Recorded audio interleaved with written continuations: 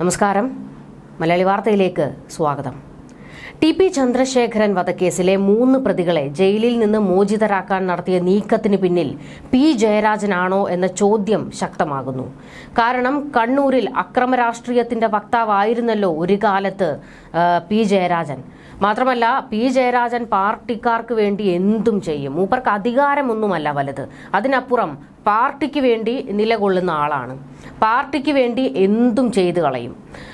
അതിൻ്റെ ഈ അടുത്ത് തന്നെ പി. ജയരാജൻ ഒരു വലിയ ഒരു പൊട്ടിത്തെറിയോടെ രംഗത്ത് വന്നിരുന്നല്ലോ.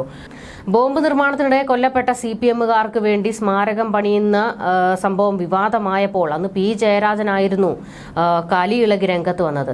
എന്തുകൊണ്ട് അവർക്ക് സ്മാരകം പണിതുകൂടാ? അവർ പാർട്ടിയുടെ നെടുന്തൂണുകളായിരുന്നു, അവർ ജീവൻ ബലിയർപ്പിച്ചവരാണ് എന്ന തരത്തിലൊക്കെയാണ് പി. ജയരാജൻ കത്തിക്കയറിയത്.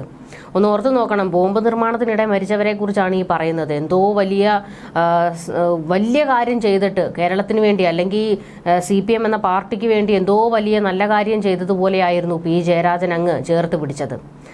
അതുപോലെ ഈ ബോംബ് നിർമ്മാണത്തിനിടെ കൊല്ലപ്പെടുന്നവരെയും പാർട്ടിക്ക് വേണ്ടി കൊലക്കത്തി എടുത്തവരെയും ഒക്കെ ഇങ്ങനെ സംരക്ഷിച്ചു പോരുന്നതിൽ പി. ജയരാജന് ഒരു പ്രത്യേക കഴിവുണ്ട്. മൂപ്പർ അവരെയൊക്കെ ചേർത്ത് പിടിക്കുന്ന ആളാണ്.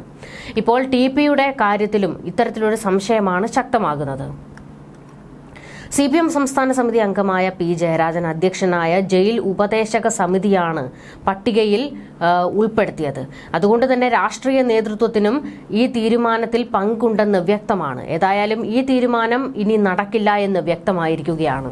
TP കേസ് പ്രതികളെ പുറത്തുവിടില്ല എന്ന് ജയിൽ മേധാവി അറിയിച്ചിട്ടുണ്ട്. വലിയ ഒരു വിവാദം ഉയർന്നതിന് ശേഷമാണ്, പണി കിട്ടുമെന്നായതോടെയാണ് ജയിൽ മേധാവികൾ ഇപ്പോൾ ഒന്ന് പിന്നിലോട്ട് വലിഞ്ഞത്.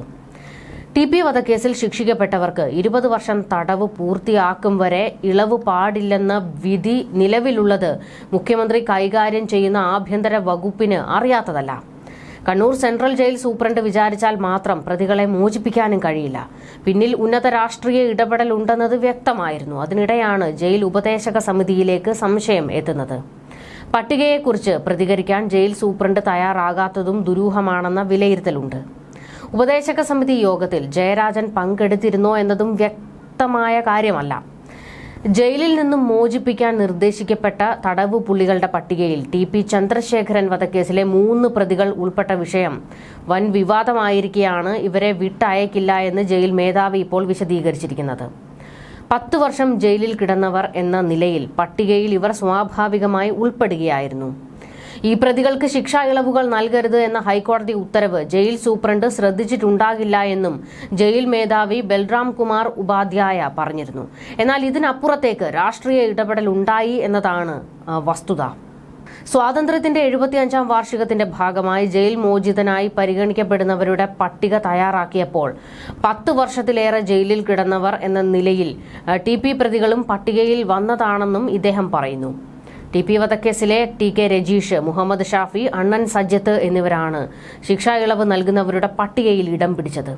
ഇവരുടെ മോചനവുമായി ബന്ധപ്പെട്ട് ജയിൽ സൂപ്രണ്ട് സിറ്റി പോലീസ് കമ്മീഷണർക്ക് അയച്ച കത്താണ് വിവാദത്തിന് തുടക്കമിട്ടത്.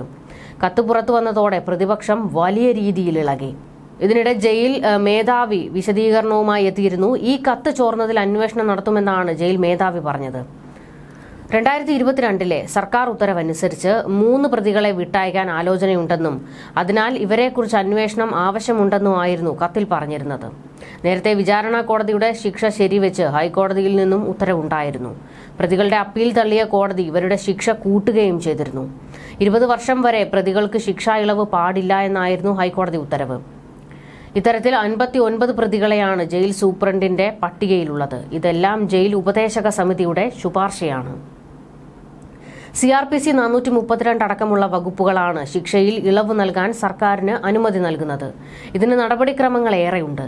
ഈ നടപടിക്രമങ്ങൾ പാലിക്കാതെ ശിക്ഷയിൽ ഇളവ് നൽകിയതിനാലാണ് ബിൽക്കിസ് ബാനു കേസിലെ പ്രതികളെ വിട്ടയച്ച ഗുജറാത്ത് സർക്കാർ ഉത്തരവ് സുപ്രീം കോടതി റദ്ദാക്കിയത്.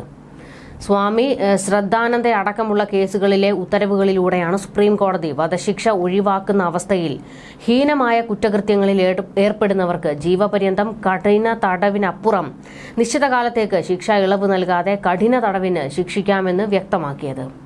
ശിക്ഷ കഠിനമായിരിക്കേണ്ടതുണ്ടെന്ന് റിട്ടയർഡ് ജസ്റ്റിസ് VS മാലിമത്തിന്റെ റിപ്പോർട്ടടക്കം പരിഗണിച്ചുകൊണ്ടായിരുന്നു സുപ്രീം കോടതിയുടെ ഈ ഉത്തരവ്. പക്ഷേ പരോൾ ലഭിക്കുന്നതിന് ഇത് തടസ്സമല്ല. ഹൈക്കോടതി ഉത്തരവിനെതിരെ പ്രതികൾക്ക് സുപ്രീം കോടതിയിൽ അപ്പീൽ നൽകാം. എന്നാൽ ശിക്ഷയിൽ ഇളവ് നൽകുക എന്നത് സർക്കാരിന്റെ അധികാരത്തിൽ ഉൾപ്പെട്ട വിഷയമായതിനാൽ ഹൈക്കോടതി ഉത്തരവ് തന്നെ നിയമപരമായി ചോദ്യം ചെയ്യാവുന്ന ഒന്നാണെന്ന വാദവും സജീവമാണ്.